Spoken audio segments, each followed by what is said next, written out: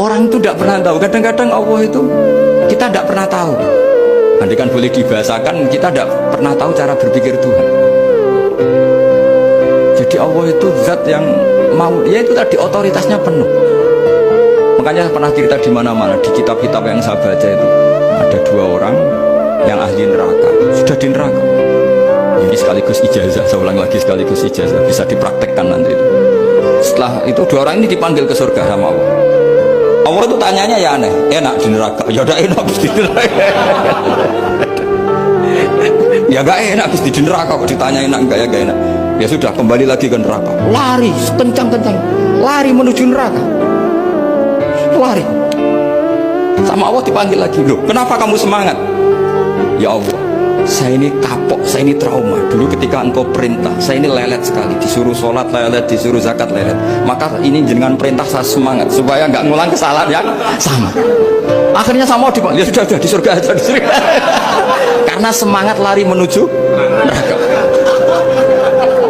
Maka ini ijazah, nanti kalau di mahsyar ya, kamu dipanggil, ayo masuk neraka, harus apa?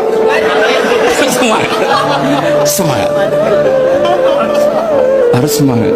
Oke Gusti, semangat. Lah repotnya kalau nggak dipanggil lagi.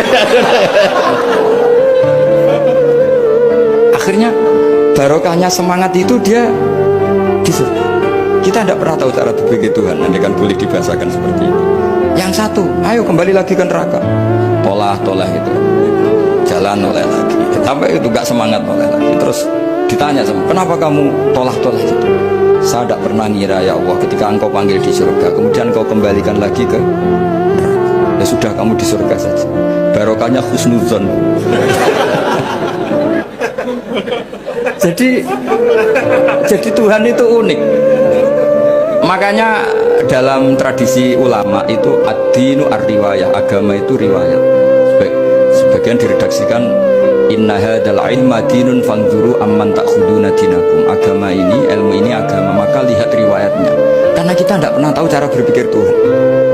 Kita harus mengikuti riwayat yang diutarakan Rasulullah SAW. Karena kita tidak pernah tahu. Kayak tadi ada orang diinjek, kita mesti kan terprovokasi ingin bela yang sujud menyalahkan yang injek.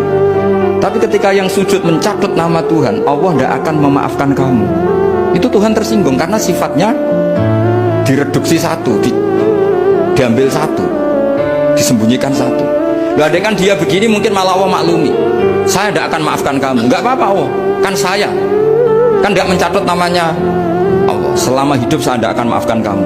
Allah nggak akan tersinggung karena dia sebagai manusia tentu punya dendam, punya rasa mangkel, punya emosi. Tapi kalau ketika bilang Allah tidak akan maafkan kamu, berarti dia mencatut statusnya Allah. Dan Allah disifatkan hanya satu dari sifatnya Allah, yaitu hanya sifat menyiksa.